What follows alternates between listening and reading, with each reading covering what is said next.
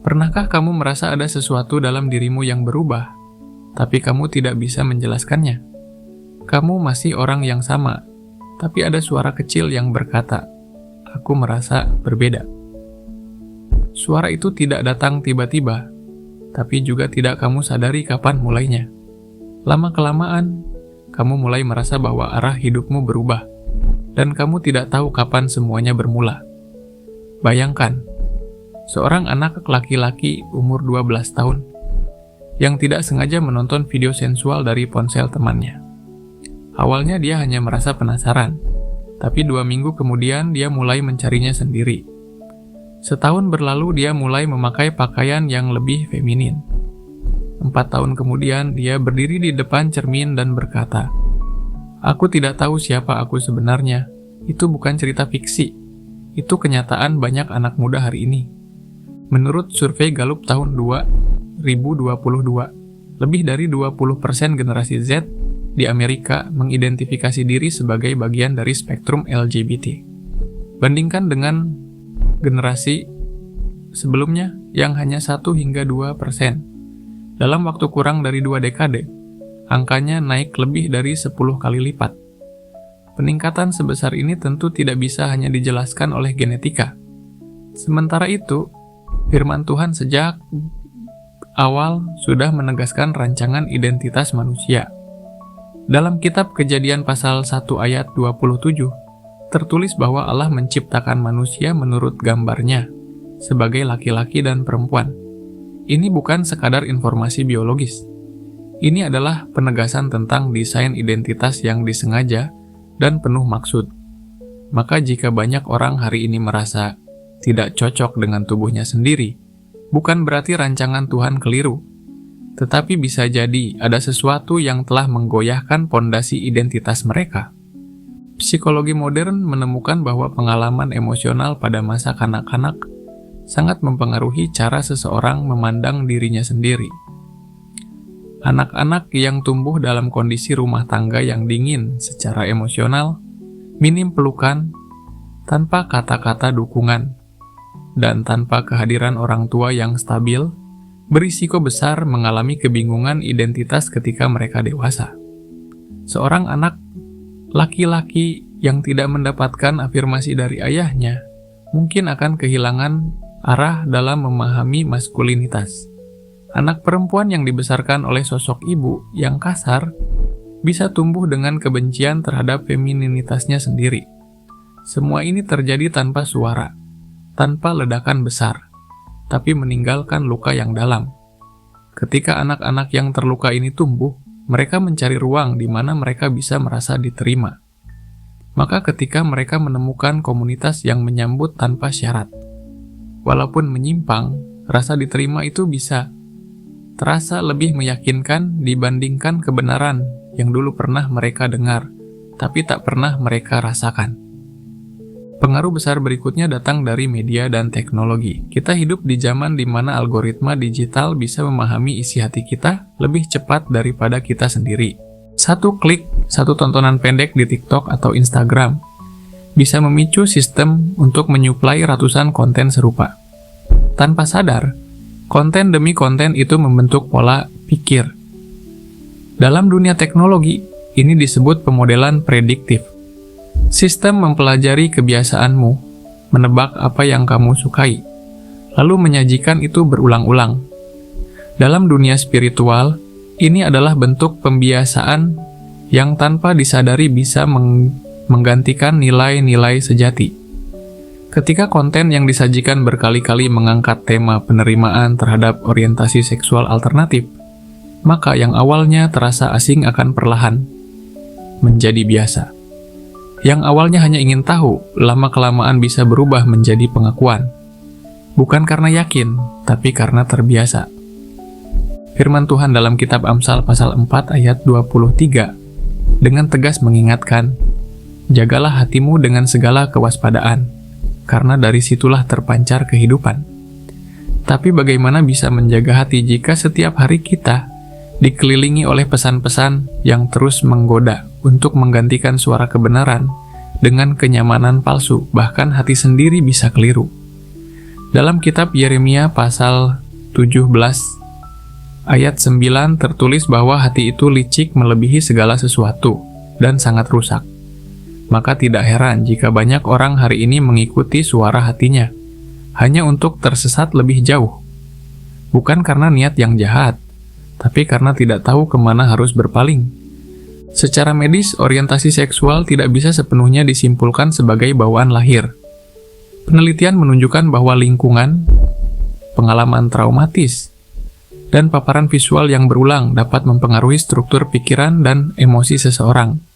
Panduan medis seperti DSM atau Diagnostic and Statistical Manual of Mental Disorders mengalami perubahan definisi dari waktu ke waktu, menandakan bahwa sains pun terus berkembang dan beradaptasi terhadap tekanan sosial dan budaya. Ini menunjukkan bahwa kebenaran medis bersifat sementara dan dapat berubah, tapi firman Tuhan tetap. Dan ketika keduanya dibandingkan, kita harus kembali ke otoritas yang tidak berubah oleh tren, opini, atau eksperimen sosial. Dalam kitab Roma pasal 1 ayat 21-25, Rasul Paulus menulis bahwa ketika manusia menolak untuk memuliakan Allah, mereka diserahkan kepada pikiran-pikiran yang sia-sia dan kehilangan arah. Mereka menukar kebenaran dengan kebohongan, menyembah ciptaan daripada pencipta. Ini bukan hanya penggambaran moral, tetapi penjelasan spiritual tentang bagaimana kebingungan bisa tumbuh dalam hati manusia. Dan dalam konteks hari ini, kebingungan itu tidak datang dari kekosongan. Ia datang karena pengaruh yang terus-menerus bekerja lewat media, lingkungan, bahkan lewat teknologi yang tampaknya netral, tapi membawa agenda tersembunyi. Video ini dibuat bukan untuk menuduh siapapun. Tujuannya adalah untuk menunjukkan bahwa di balik setiap kebingungan identitas, ada banyak faktor yang bekerja diam-diam. Ada trauma yang belum sembuh. Ada kebiasaan berpikir yang terbentuk oleh paparan yang tidak disaring. Ada sistem digital yang tidak berhenti menyesuaikan pesan-pesan untuk melemahkan keyakinan.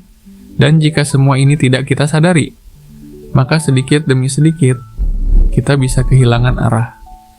Inilah saatnya untuk membuka mata dan menyadari bahwa identitas bukan sesuatu yang muncul begitu saja. Ia dibentuk, dipengaruhi, dan jika tidak dijaga, bisa berubah jauh dari rancangan Tuhan. Bukan karena Tuhan salah menciptakan, tapi karena kita membiarkan suara lain mendefinisikan siapa kita. Dalam kehidupan modern, istilah identitas seringkali dibahas dalam konteks pilihan dan perasaan. Tapi Alkitab melihat identitas bukan sebagai sesuatu yang dibentuk oleh suasana hati atau budaya, melainkan sesuatu yang berasal dari rancangan ilahi.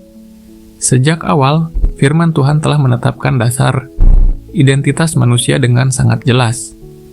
Dalam kitab Kejadian pasal 1 ayat 27, tertulis bahwa Allah menciptakan manusia menurut gambar dan rupanya, sebagai laki-laki dan perempuan.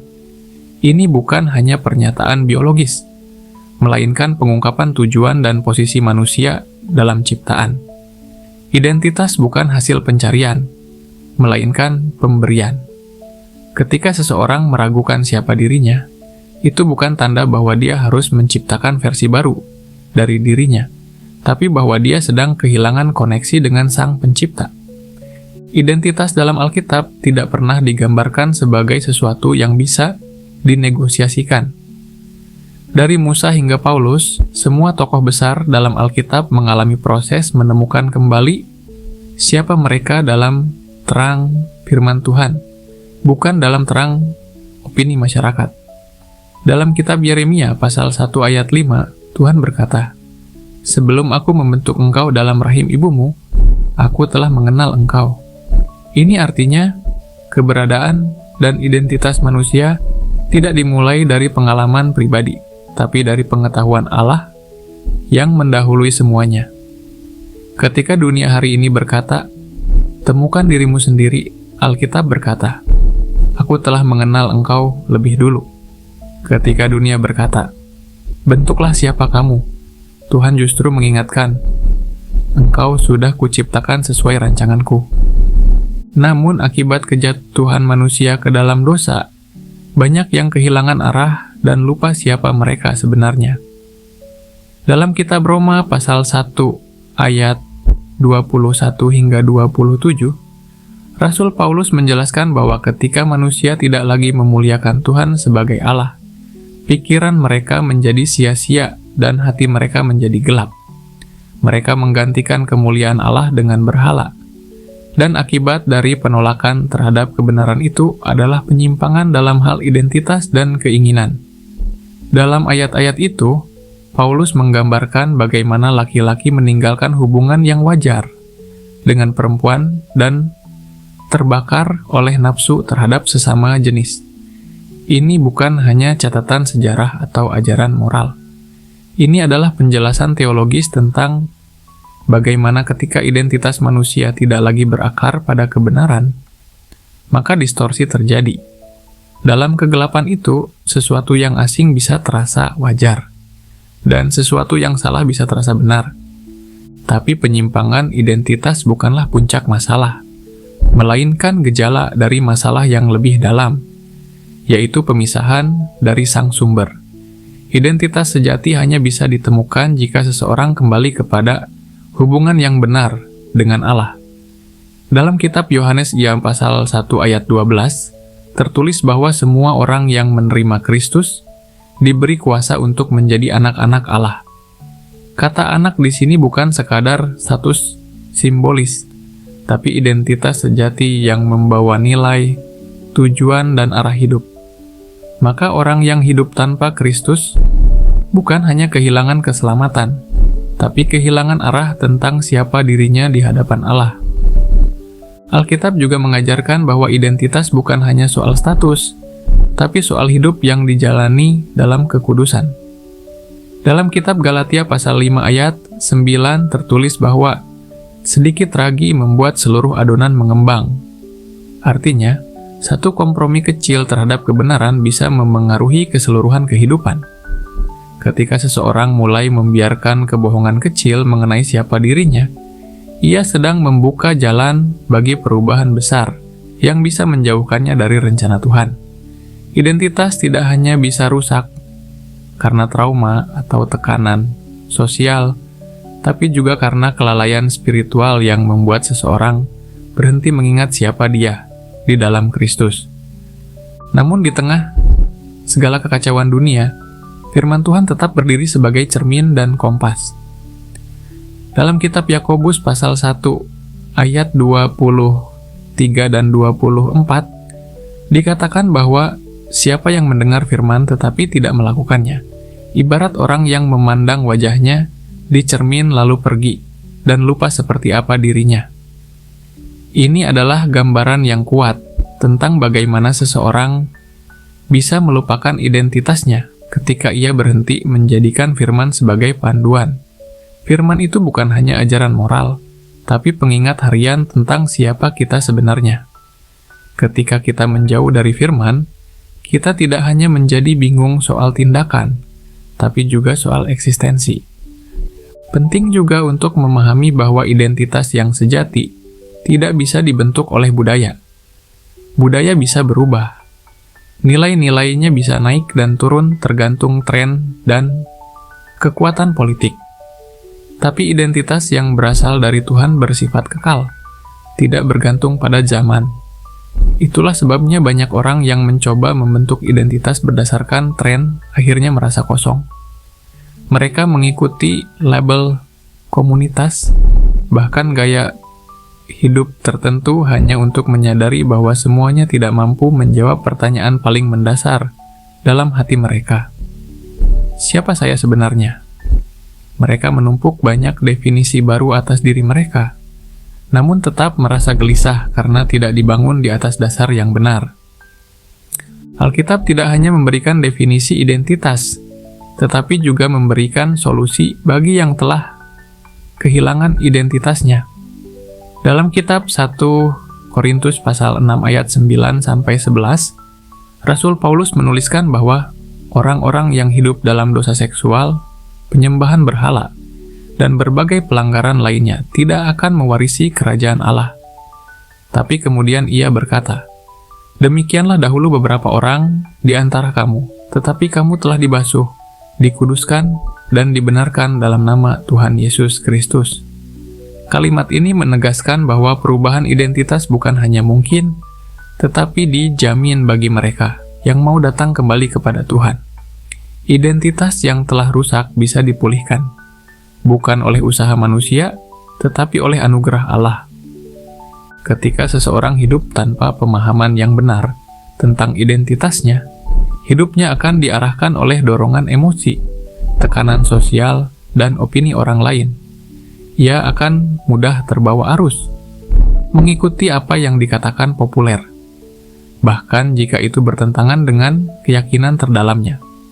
Tapi ketika seseorang hidup dengan identitas yang tertanam dalam Kristus, ia akan memiliki kekuatan untuk berkata tidak kepada segala hal yang mencoba merusak gambaran dirinya yang sejati. Ia tidak akan mudah goyah, tidak akan mudah terombang-ambing, karena dia tahu siapa dia dan siapa Tuhannya. Satu klik, satu tontonan pendek di TikTok atau Instagram bisa memicu sistem untuk menyuplai ratusan konten serupa. Tanpa sadar, konten demi konten itu membentuk pola pikir. Dalam dunia teknologi ini disebut pemodelan prediktif. Sistem mempelajari kebiasaanmu, menebak apa yang kamu sukai, lalu menyajikan itu berulang-ulang. Dalam dunia spiritual, ini adalah bentuk pembiasaan yang tanpa disadari bisa menggantikan nilai-nilai sejati.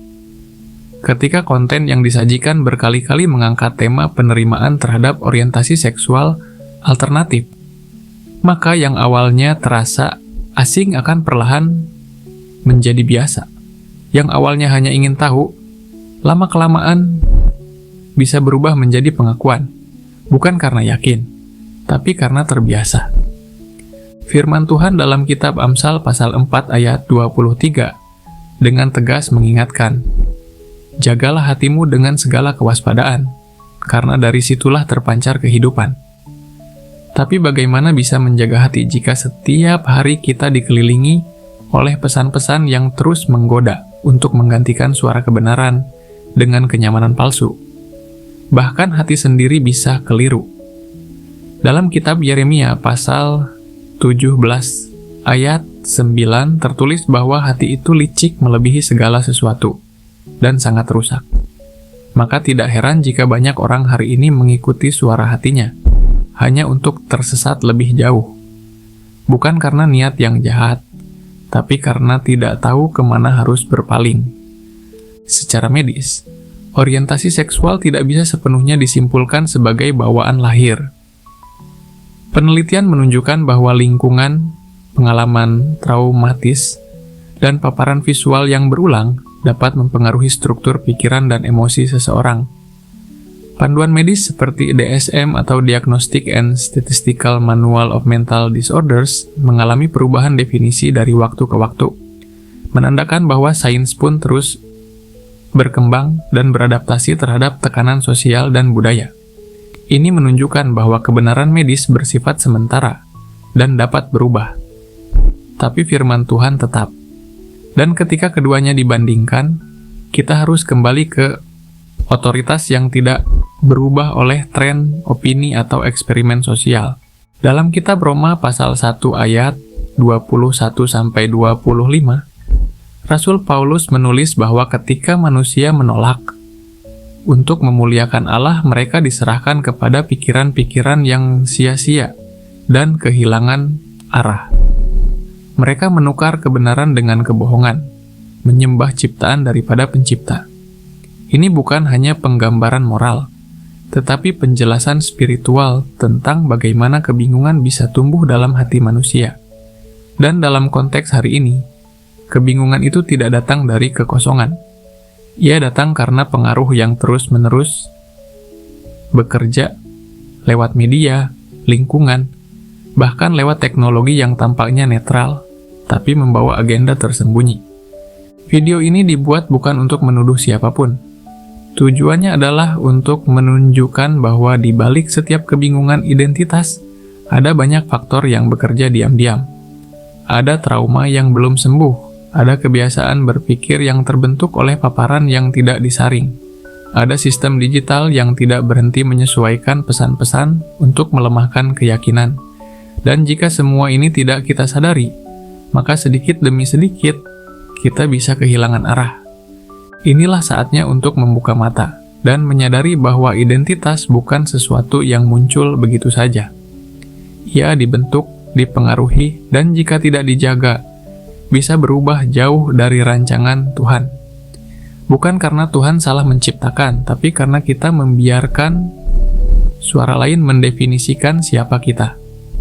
Dalam kehidupan modern, istilah identitas seringkali dibahas dalam konteks pilihan dan perasaan. Tapi Alkitab melihat identitas bukan sebagai sesuatu yang dibentuk oleh suasana hati atau budaya, melainkan sesuatu yang berasal dari rancangan ilahi. Sejak awal, firman Tuhan telah menetapkan dasar identitas manusia dengan sangat jelas. Dalam kitab Kejadian pasal 1 ayat 27, tertulis bahwa Allah menciptakan manusia menurut gambar dan rupanya, sebagai laki-laki dan perempuan. Ini bukan hanya pernyataan biologis, melainkan pengungkapan tujuan dan posisi manusia dalam ciptaan. Identitas bukan hasil pencarian, melainkan pemberian. Ketika seseorang meragukan siapa dirinya, itu bukan tanda bahwa dia harus menciptakan versi baru dari dirinya, tapi bahwa dia sedang kehilangan koneksi dengan Sang Pencipta. Identitas dalam Alkitab tidak pernah digambarkan sebagai sesuatu yang bisa dinegosiasikan. Dari Musa hingga Paulus, semua tokoh besar dalam Alkitab mengalami proses menemukan kembali siapa mereka dalam terang firman Tuhan, bukan dalam terang opini masyarakat. Dalam kitab Yeremia pasal 1 ayat 5, Tuhan berkata, "Sebelum aku membentuk engkau dalam rahim ibumu, aku telah mengenal engkau." Ini artinya, keberadaan dan identitas manusia tidak dimulai dari pengalaman pribadi, tapi dari pengetahuan Allah yang mendahului semuanya. Ketika dunia hari ini berkata, "Temukan dirimu sendiri," Alkitab berkata, "Aku telah mengenal engkau lebih dulu." Ketika dunia berkata, "Bentuklah siapa kamu," Tuhan justru mengingatkan, "Engkau sudah kuciptakan sesuai rancanganku." Namun akibat kejatuhan manusia ke dalam dosa, banyak yang kehilangan arah dan lupa siapa mereka sebenarnya. Dalam kitab Roma pasal 1 ayat 21 hingga 27, Rasul Paulus menjelaskan bahwa ketika manusia tidak lagi memuliakan Tuhan sebagai Allah, pikiran mereka menjadi sia-sia dan hati mereka menjadi gelap. Mereka menggantikan kemuliaan Allah dengan berhala, dan akibat dari penolakan terhadap kebenaran itu adalah penyimpangan dalam hal identitas dan keinginan. Dalam ayat-ayat itu, Paulus menggambarkan bagaimana laki-laki meninggalkan hubungan yang wajar dengan perempuan dan terbakar oleh nafsu terhadap sesama jenis. Ini bukan hanya catatan sejarah atau ajaran moral. Ini adalah penjelasan teologis tentang bagaimana ketika identitas manusia tidak lagi berakar pada kebenaran, maka distorsi terjadi. Dalam kegelapan itu, sesuatu yang asing bisa terasa wajar, dan sesuatu yang salah bisa terasa benar. Tapi penyimpangan identitas bukanlah puncak masalah, melainkan gejala dari masalah yang lebih dalam, yaitu pemisahan dari sang sumber. Identitas sejati hanya bisa ditemukan jika seseorang kembali kepada hubungan yang benar dengan Allah. Dalam kitab Yohanes pasal 1 ayat 12 tertulis bahwa semua orang yang menerima Kristus diberi kuasa untuk menjadi anak-anak Allah. Kata anak di sini bukan sekadar status simbolis, tapi identitas sejati yang membawa nilai, tujuan, dan arah hidup. Maka orang yang hidup tanpa Kristus bukan hanya kehilangan keselamatan, tapi kehilangan arah tentang siapa dirinya di hadapan Allah. Alkitab juga mengajarkan bahwa identitas bukan hanya soal status, tapi soal hidup yang dijalani dalam kekudusan. Dalam kitab Galatia pasal 5 ayat 9 tertulis bahwa sedikit ragi membuat seluruh adonan mengembang. Artinya, satu kompromi kecil terhadap kebenaran bisa memengaruhi keseluruhan kehidupan. Ketika seseorang mulai membiarkan kebohongan kecil mengenai siapa dirinya, ia sedang membuka jalan bagi perubahan besar yang bisa menjauhkannya dari rencana Tuhan. Identitas tidak hanya bisa rusak karena trauma atau tekanan sosial, tapi juga karena kelalaian spiritual yang membuat seseorang berhenti mengingat siapa dia di dalam Kristus. Namun, di tengah segala kekacauan dunia, firman Tuhan tetap berdiri sebagai cermin dan kompas. Dalam kitab Yakobus pasal 1 ayat 23 dan 24, dikatakan bahwa siapa yang mendengar firman tetapi tidak melakukannya, ibarat orang yang memandang wajahnya di cermin lalu pergi, dan lupa seperti apa dirinya. Ini adalah gambaran yang kuat tentang bagaimana seseorang bisa melupakan identitasnya ketika ia berhenti menjadikan firman sebagai panduan. Firman itu bukan hanya ajaran moral, tapi pengingat harian tentang siapa kita sebenarnya. Ketika kita menjauh dari firman, kita tidak hanya menjadi bingung soal tindakan, tapi juga soal eksistensi. Penting juga untuk memahami bahwa identitas yang sejati tidak bisa dibentuk oleh budaya. Budaya bisa berubah. Nilai-nilainya bisa naik dan turun tergantung tren dan kekuatan politik. Tapi identitas yang berasal dari Tuhan bersifat kekal, tidak bergantung pada zaman. Itulah sebabnya banyak orang yang mencoba membentuk identitas berdasarkan tren akhirnya merasa kosong. Mereka mengikuti label komunitas, bahkan gaya hidup tertentu hanya untuk menyadari bahwa semuanya tidak mampu menjawab pertanyaan paling mendasar dalam hati mereka. Siapa saya sebenarnya? Mereka menumpuk banyak definisi baru atas diri mereka, namun tetap merasa gelisah karena tidak dibangun di atas dasar yang benar. Alkitab tidak hanya memberikan definisi identitas, tetapi juga memberikan solusi bagi yang telah kehilangan identitasnya. Dalam kitab 1 Korintus pasal 6 ayat 9-11, Rasul Paulus menuliskan bahwa orang-orang yang hidup dalam dosa seksual, penyembahan berhala, dan berbagai pelanggaran lainnya tidak akan mewarisi kerajaan Allah. Tapi kemudian ia berkata, "Demikianlah dahulu beberapa orang di antara kamu, tetapi kamu telah dibasuh, dikuduskan, dan dibenarkan dalam nama Tuhan Yesus Kristus." Kalimat ini menegaskan bahwa perubahan identitas bukan hanya mungkin, tetapi dijamin bagi mereka yang mau datang kembali kepada Tuhan. Identitas yang telah rusak bisa dipulihkan, bukan oleh usaha manusia, tetapi oleh anugerah Allah. Ketika seseorang hidup tanpa pemahaman yang benar tentang identitasnya, hidupnya akan diarahkan oleh dorongan emosi, tekanan sosial, dan opini orang lain. Ia akan mudah terbawa arus, mengikuti apa yang dikatakan populer, bahkan jika itu bertentangan dengan keyakinan terdalamnya. Tapi ketika seseorang hidup dengan identitas yang tertanam dalam Kristus, ia akan memiliki kekuatan untuk berkata tidak kepada segala hal yang mencoba merusak gambaran dirinya yang sejati. Ia tidak akan mudah goyah, tidak akan mudah terombang-ambing, karena dia tahu siapa dia dan siapa Tuhannya. Konten-konten yang dulu dianggap tabu, sekarang dirayakan. Hal-hal yang dulu tersembunyi, sekarang dimonetisasi dan ditampilkan sebagai pilihan ekspresi diri. Lebih parah lagi, algoritma media sosial bekerja dengan prinsip keterikatan emosional. Jika kamu menonton satu video LGBT atau konten dengan tema seksual menyimpang, sistem akan menyuplai konten serupa secara terus-menerus karena dianggap relevan. Ini bukan karena kamu benar-benar menyukai konten itu, tapi karena sistem melihat bahwa kamu memberi waktu dan perhatian pada konten tersebut. Maka kamu pun terus diberikan makanan digital yang sama, sampai pada titik kamu tidak tahu lagi apa yang kamu pikirkan sendiri, dan apa yang sudah ditanamkan oleh sistem. Dalam kitab Roma pasal 12 ayat 2, Paulus menulis, "Janganlah kamu menjadi serupa dengan dunia ini, tetapi berubahlah oleh pembaharuan budimu, sehingga kamu dapat membedakan manakah kehendak Allah.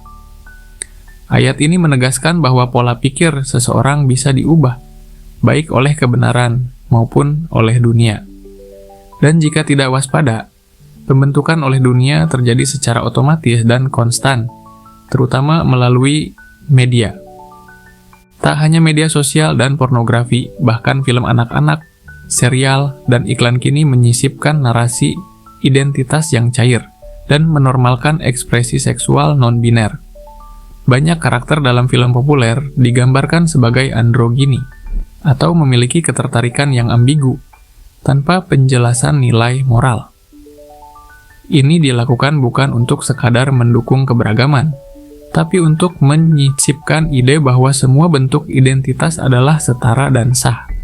Anak-anak yang masih membangun fondasi identitasnya pun akhirnya mulai mempertanyakan diri, bukan karena masalah internal, tapi karena narasi eksternal yang terus berbisik dalam berbagai bentuk hiburan yang mereka konsumsi setiap hari. Dalam psikologi, ini dikenal sebagai framing effect, yaitu bagaimana seseorang bisa dipengaruhi oleh cara informasi itu dikemas. Ketika LGBT selalu ditampilkan sebagai tokoh baik, penuh kasih, dan diterima masyarakat, sedangkan tokoh religius digambarkan sebagai kaku, fanatik, atau penuh kebencian, maka persepsi penonton perlahan dibentuk secara halus namun sangat kuat. Bukan melalui argumen, tapi melalui emosi. Bukan dengan logika, tapi dengan cerita. Dan ketika narasi ini diulang terus-menerus, ia menjadi kebenaran emosional dalam benak penonton, terutama remaja yang sedang mencari jati dirinya. Sementara itu, pornografi juga merusak persepsi tentang hubungan sehat antara laki-laki dan perempuan. Dalam banyak studi, ditemukan bahwa pecandu pornografi memiliki kesulitan menjalin kedekatan emosional. Empati menurun, dan kecenderungan untuk mencari kepuasan instan daripada relasi yang bermakna. Ini berdampak langsung pada keinginan untuk membangun keluarga, pernikahan, dan bahkan keyakinan tentang peran gender. Jika seorang laki-laki merasa bahwa kelelakiannya hanya diukur dari performa seksual atau dominasi, maka ia mudah tergelincir ke dalam perilaku menyimpang ketika realita hidup tidak sesuai ekspektasinya.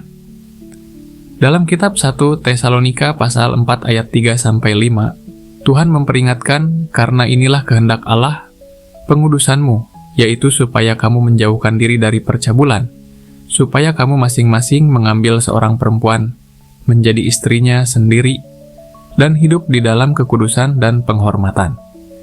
Ini bukan sekadar aturan moral, tetapi perintah yang menjaga manusia agar tetap utuh secara batin, jiwa, dan roh. Efek media dan pornografi tidak hanya membentuk apa yang seseorang pikirkan tentang seks, tetapi juga membentuk siapa dirinya di hadapan seksualitas. Ia bisa merasa bahwa dirinya bukan hanya salah secara moral, tetapi juga rusak secara identitas. Ini memperkuat krisis yang lebih besar, yaitu kehilangan arah tentang siapa dirinya sebenarnya. Dan dalam kondisi seperti itu, tawaran identitas baru yang lebih nyaman, lebih diterima, dan tampak lebih membebaskan akan terasa sangat menggoda. Dalam masyarakat saat ini, tekanan sosial bukan lagi sesuatu yang hanya dialami secara langsung di lingkungan sekitar, tapi juga menyebar luas melalui media, sistem pendidikan, komunitas daring, bahkan dalam lingkungan pelayanan yang seharusnya menjadi tempat aman. Ketika seseorang menyatakan pandangan berbeda dari arus mayoritas, ia tidak hanya dianggap salah tapi bisa dikucilkan, diberi label intoleran, bahkan dituduh sebagai penyebar kebencian. Ini menciptakan budaya takut, bukan takut berbuat salah tapi takut terlihat berbeda.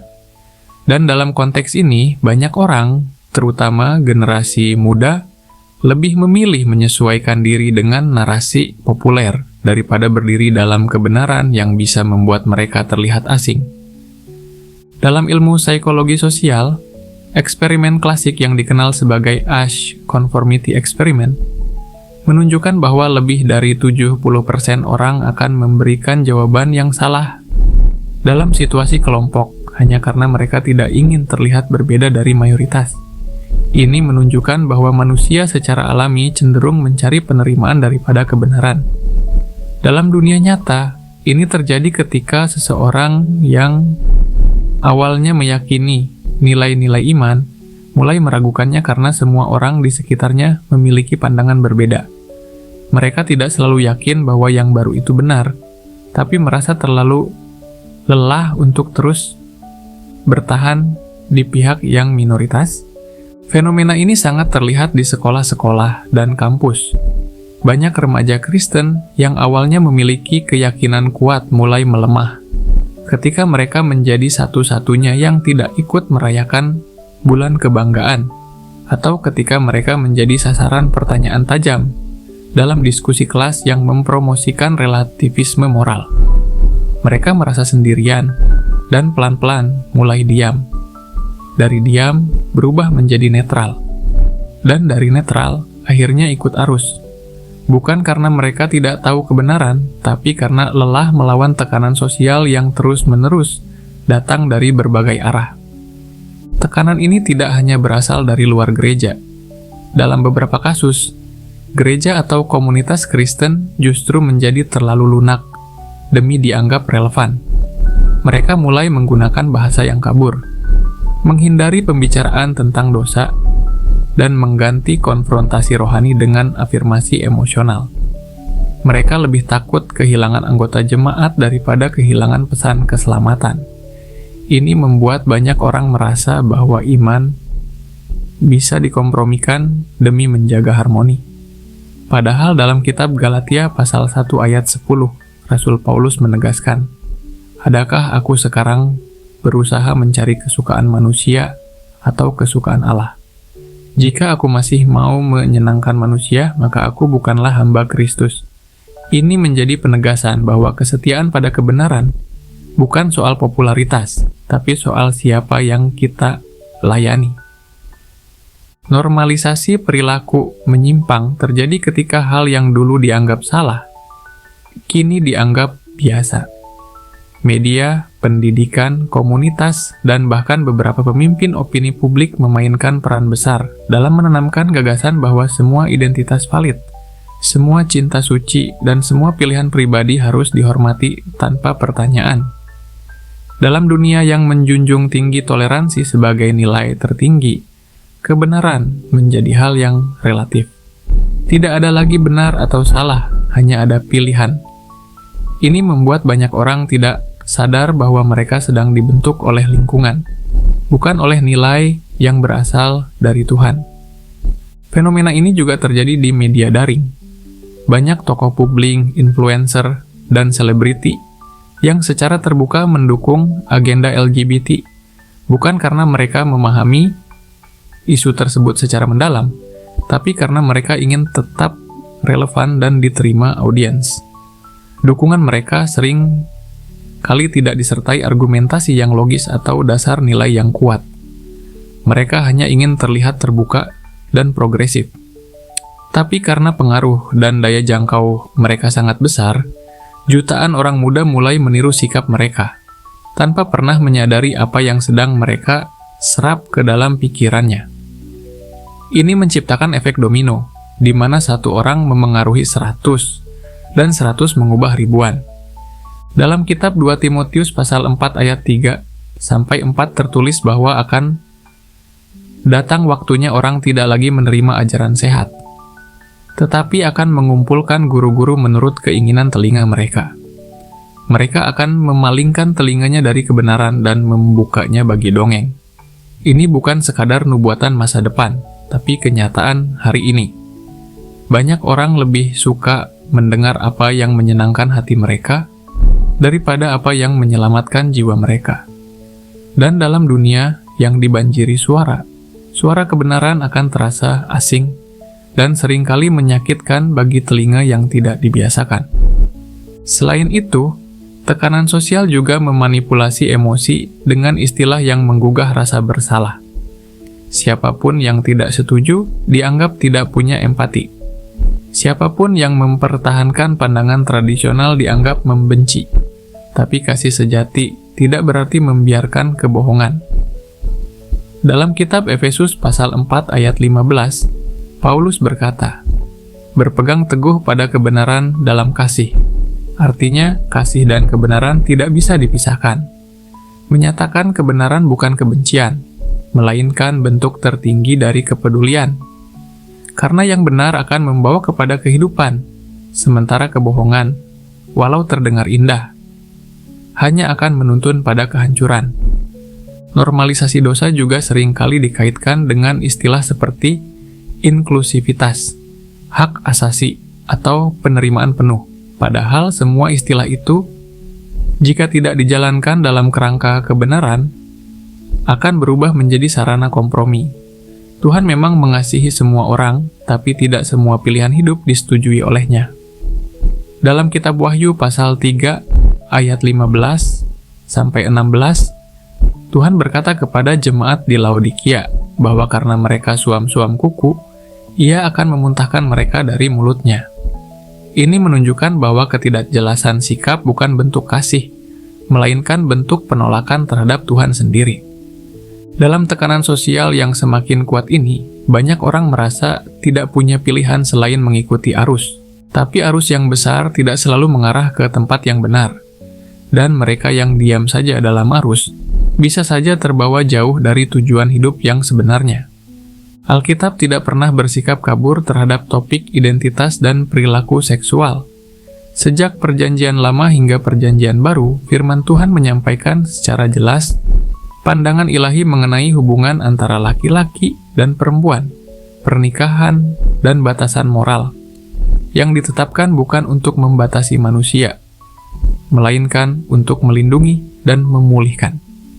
Dalam kitab Imamat pasal 18 ayat 22 tertulis, "Janganlah engkau tidur dengan laki-laki secara orang bersetubuh dengan perempuan, karena itu suatu kekejian." Kalimat ini bukan ditulis dalam konteks kebudayaan semata, tetapi sebagai bagian dari perintah kekudusan yang menandai umat Allah sebagai bangsa yang berbeda dari bangsa-bangsa lain. Tujuannya adalah agar umat Tuhan hidup dalam kekudusan yang mencerminkan karakternya. Masuk ke Perjanjian Baru, kitab Roma pasal 1 ayat 26 sampai 27 memberi penjelasan lebih dalam mengenai penyimpangan ini. Rasul Paulus menggambarkan bahwa ketika manusia menolak untuk mengakui Allah dan menggantikan kemuliaannya dengan ciptaan, maka mereka diserahkan kepada hawa nafsu yang memalukan. Laki-laki berhubungan dengan laki-laki dan perempuan dengan perempuan, dan mereka menerima dalam diri mereka balasan yang setimpal. Ini bukan sekadar penggambaran moral, tetapi refleksi spiritual bahwa dosa membawa akibat, dan akibat itu terjadi ketika manusia menolak mengenal Tuhan secara benar. Yang menarik adalah ayat-ayat ini bukan hanya mengutuk perbuatan, tetapi menjelaskan bahwa akar dari penyimpangan identitas adalah pemberontakan terhadap posisi Allah sebagai pencipta. Namun, yang lebih penting dari penjelasan tentang dosa adalah ajaran tentang pemulihan. Dalam kitab 1 Korintus pasal 6 ayat 9-11, Paulus menulis daftar orang yang tidak akan mewarisi kerajaan Allah. Para pezina, penyembah berhala, banci, pemburit, pencuri, pemabuk, pemfitnah, dan sebagainya. Tapi kemudian ia berkata, "Demikianlah dahulu beberapa orang di antara kamu. Tetapi kamu telah dibasuh, kamu telah dikuduskan, kamu telah dibenarkan dalam nama Tuhan Yesus Kristus dan dalam roh Allah kita." Ayat ini menyatakan bahwa identitas lama bisa ditanggalkan. Orang yang dulu hidup dalam dosa, termasuk dalam penyimpangan seksual, bisa dipulihkan. Proses ini tidak dilakukan dengan paksaan atau tekanan sosial, tapi melalui kasih karunia dan kuasa Roh Kudus yang bekerja dalam hati yang berserah. Penting untuk memahami bahwa Alkitab membedakan antara identitas dan perilaku. Alkitab tidak mengatakan bahwa seseorang yang memiliki kecenderungan tertentu adalah dikutuk, Tetapi perilaku aktif dalam dosa, itulah yang menuntun pada pemisahan dari Allah. Ini berarti bahwa orang yang sedang berjuang melawan kecenderungan tertentu tidak otomatis terbuang dari kasih Allah. Justru orang seperti inilah yang sangat dekat dengan hati Tuhan. Dalam kitab Mazmur pasal 51 ayat 17, Daud menulis bahwa korban kepada Allah ialah jiwa yang hancur, hati yang patah dan remuk, tidak akan dipandang hina olehnya. Maka orang yang merasa rusak, berdosa, atau tidak layak, tidak perlu bersembunyi. Ia justru bisa datang kepada Tuhan dengan jujur dan percaya, karena Tuhan tidak menolak orang yang berseru dengan hati yang hancur. Kekristenan sejati bukanlah sistem moral yang menilai orang berdasarkan catatan dosanya, tapi jalan pemulihan yang melihat hati manusia dan menawarkan perubahan yang nyata. Perubahan itu memang tidak selalu terjadi seketika. Seringkali ia berlangsung dalam proses panjang yang melibatkan pergumulan, jatuh bangun, dan pemulihan berulang. Tapi setiap langkah menuju kekudusan adalah langkah yang disertai Tuhan. Dalam kitab Filipi pasal 1 ayat 6, Paulus berkata bahwa Dia yang memulai pekerjaan baik di antara kamu akan menyelesaikannya sampai pada hari Kristus Yesus. Ini menunjukkan bahwa pemulihan adalah proses ilahi yang tidak tergantung pada kekuatan manusia semata. Banyak orang hari ini mengira bahwa ajaran Alkitab tentang LGBT hanya berupa larangan dan kutukan. Padahal esensi dari setiap larangan dalam firman Tuhan adalah perlindungan. Tuhan tahu bahwa ketika manusia melenceng dari rancangannya, maka yang akan terjadi adalah luka, kehancuran, dan kehilangan arah. Maka larangan itu diberikan bukan untuk mengikat, tapi untuk menjaga. Dan pemulihan yang ditawarkan bukan sekadar pengampunan, tapi pemulihan identitas sejati, identitas sebagai anak Allah, ciptaan baru, dan pewaris kerajaannya. Dalam perjalanan iman, setiap orang dipanggil untuk menyangkal dirinya, memikul salib, dan mengikut Kristus. Panggilan ini tidak hanya berlaku bagi mereka yang hidup dalam penyimpangan seksual, tetapi bagi setiap orang percaya. Karena semua manusia telah berdosa dan kehilangan kemuliaan Allah. Tidak ada seorang pun yang benar oleh dirinya sendiri.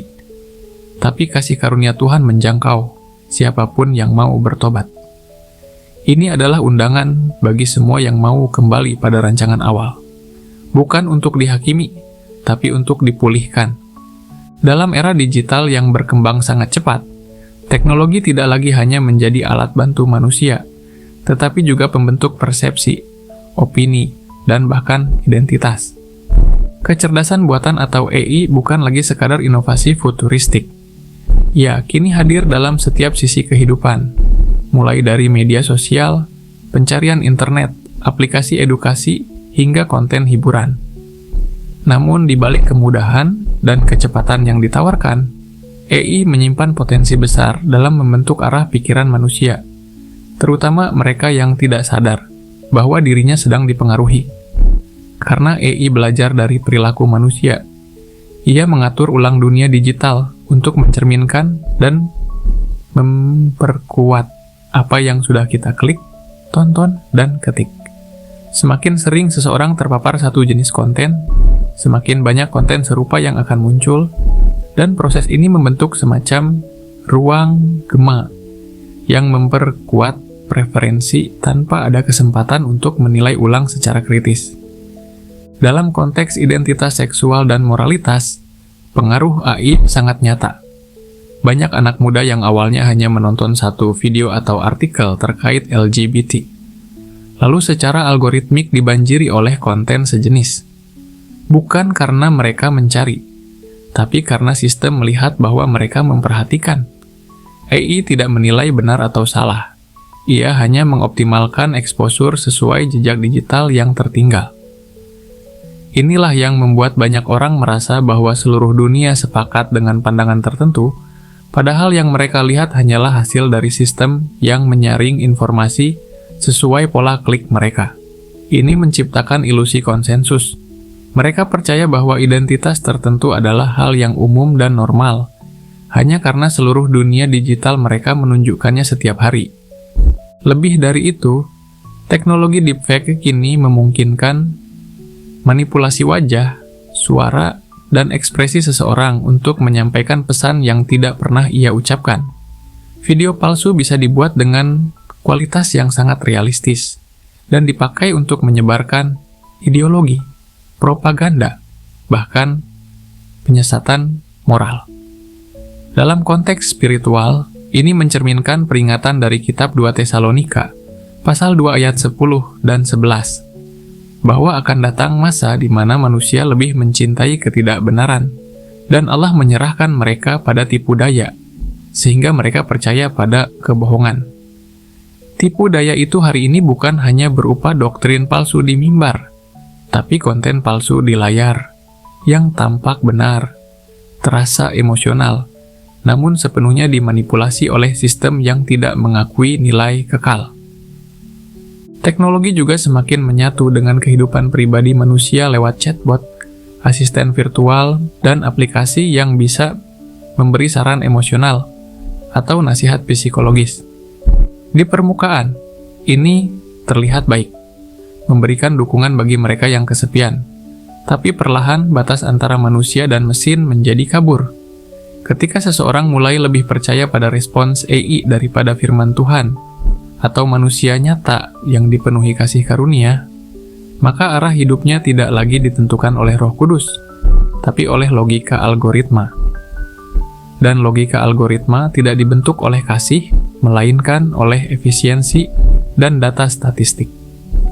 Dalam banyak kasus, AI digunakan untuk mengkonfirmasi keinginan hati manusia.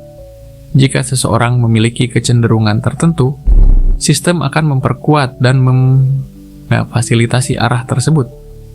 Bukan untuk mengoreksi, tetapi untuk mengikat. Karena AI dirancang untuk membuat pengguna nyaman dan terus menggunakan platform, maka ia akan menghindari memberikan informasi yang tidak sesuai dengan preferensi pengguna. Ini adalah bentuk konfirmasi bias dalam bentuk digital. Dalam kitab Amsal pasal 14 ayat 12, tertulis, "Ada jalan yang disangka lurus, tetapi ujungnya menuju maut." Dalam konteks hari ini, jalan itu bisa berupa feed media sosial yang penuh validasi, tapi kosong dari kebenaran. Kekhawatiran lainnya muncul ketika orang mulai menggantikan relasi nyata dengan relasi digital. Interaksi manusia yang dulunya mengandung nuansa, ekspresi, dan kasih, kini digantikan dengan chatbot yang dirancang untuk memberi respon sesuai pola bicara yang menyenangkan. Ini membuat manusia tidak lagi belajar menghadapi konflik atau ketidaknyamanan, melainkan membangun dunia di mana semua orang sepakat dengannya. Padahal dalam kehidupan nyata, pertumbuhan seringkali terjadi melalui konfrontasi, koreksi, dan teguran yang membangun. Teknologi yang menghindari konfrontasi justru menciptakan generasi yang mudah goyah, mudah tersinggung, dan kehilangan ketahanan spiritual. Alkitab menekankan pentingnya membedakan roh, menguji segala sesuatu, dan hidup berdasarkan kebenaran yang tidak tergoyahkan.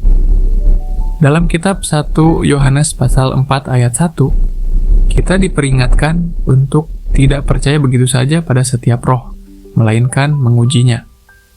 Prinsip ini berlaku juga terhadap teknologi yang kita gunakan. Kita tidak bisa menerima semua kemajuan digital tanpa penyaringan. Harus ada kesadaran bahwa sistem digital, meskipun terlihat netral, dibangun di atas nilai-nilai dunia dan bukan firman. Dan jika tidak dikendalikan, ia akan menggeser nilai kita secara perlahan, halus, dan sistematis.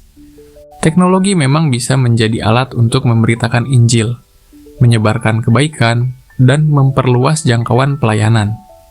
Tapi ketika ia digunakan tanpa hikmat, ia bisa menjadi alat untuk membingungkan, memperlemah, dan menjauhkan manusia dari kebenaran. Maka umat Tuhan perlu bijak menguasai teknologi, bukan dikuasai olehnya. Gunakan teknologi sebagai alat, tapi jangan biarkan ia menjadi sumber identitas, nilai, atau penghiburan utama. Karena hanya firman Tuhan yang tidak pernah berubah. Dan hanya kasih Kristus yang mampu menyembuhkan luka terdalam manusia, bukan sistem pintar buatan manusia. Tidak ada luka yang terlalu dalam bagi Tuhan untuk sembuhkan. Tidak ada masa lalu yang terlalu kelam bagi Tuhan untuk pulihkan. Dan tidak ada identitas yang terlalu rusak untuk ditebus oleh kasih karunia-Nya. Apapun yang telah membentuk dirimu sampai hari ini, baik itu trauma, pengaruh media, tekanan sosial, atau bahkan pilihan pribadi yang salah, Tuhan masih membuka jalan pulang. Karena identitas sejati bukan berasal dari apa yang kamu rasakan, tapi dari siapa yang menciptakanmu. Engkau bukan hasil dari kesalahan atau kebetulan. Engkau adalah karya cipta Allah yang dirancang dengan tujuan yang mulia. Pemulihan bukan proses yang instan, tapi sangat mungkin. Pemulihan dimulai dari pengakuan yang jujur di hadapan Tuhan. Ketika kamu berani berkata, "Tuhan, aku lelah hidup dalam kebingungan. Aku ingin kembali pada rancangan-Mu," maka disitulah pemulihan dimulai. Dalam kitab Yesaya, pasal 1 ayat 18, Tuhan berkata, "Sekalipun dosamu merah seperti kirmizi, akan menjadi putih seperti salju." Itu adalah janji yang tidak berubah. Bagi siapapun yang mau bertobat, ada kasih yang menyambut. Bagi siapapun yang rindu berubah, ada anugerah yang menguatkan. Langkah pertama menuju kesembuhan adalah kembali kepada firman. Bacalah Alkitab bukan hanya untuk mencari aturan, tapi untuk mendengar suara Tuhan yang memanggilmu dengan lembut. Doa menjadi nafas yang menyambungkan hatimu dengan hatinya. Dalam hadirat Tuhan, luka lama yang tersembunyi akan mulai tersentuh dan dipulihkan satu persatu. Carilah komunitas rohani yang sehat, yang berani berbicara kebenaran dengan kasih, bukan komunitas yang membenarkan semua pilihanmu, tetapi yang membimbingmu kembali kepada identitasmu yang sejati. Tuhan tidak menjanjikan perjalanan yang mudah, tetapi Dia berjanji akan menyertai. Ketika kamu jatuh, Dia tidak mengusirmu. Dia mengulurkan tangan. Ketika kamu ragu, Dia memberi penghiburan. Dan ketika kamu mulai melihat siapa dirimu yang sebenarnya di dalam Dia, maka semua kebingungan akan perlahan sirna, karena terang tidak bisa dipadamkan oleh kegelapan. Dalam Kristus, kamu bukan sekadar diselamatkan dari dosa, tetapi dikembalikan ke rancangannya yang semula, utuh, kudus, dan dikasihi sepenuhnya. Mungkin jalan pulangmu tidak akan mudah. Mungkin butuh air mata, pergumulan, dan keberanian untuk meninggalkan yang lama. Tapi yang menunggumu di ujung jalan bukan penghakiman, melainkan pelukan dari Bapa yang sudah lama menantikanmu. Jangan tunggu semuanya beres untuk datang kepadanya. Datanglah sekarang, justru dalam keadaanmu yang lemah. Karena Tuhan tidak pernah menolak hati yang datang dengan kerendahan. Dia adalah gembala yang baik, yang mencari domba yang hilang, yang menuntun dengan sabar, dan yang menyiapkan tempat di rumahnya untukmu. Semoga pesan ini menjadi titik balik dalam hidupmu. Semoga setiap kebenaran yang kamu dengar hari ini tidak hanya berhenti di pikiran, tapi masuk ke hati dan mengubah jalan hidupmu. Jika kamu merasa sedang berjalan sendirian, ketahuilah bahwa Tuhan tidak pernah jauh. Dia dekat dengan orang yang hancur hatinya. Dia adalah tempat amanmu, tempat pulangmu, dan sumber dari siapa kamu sebenarnya. Tuhan memberkatimu. Kiranya damai sejahtera dari Kristus yang melampaui segala akal, memelihara hatimu dan pikiranmu dalam Dia. Kiranya Roh Kudus menyertai setiap langkahmu, dan kiranya kamu hidup dalam keberanian untuk menjadi seperti yang Tuhan rancang sejak semula. Tuhan menyertaimu.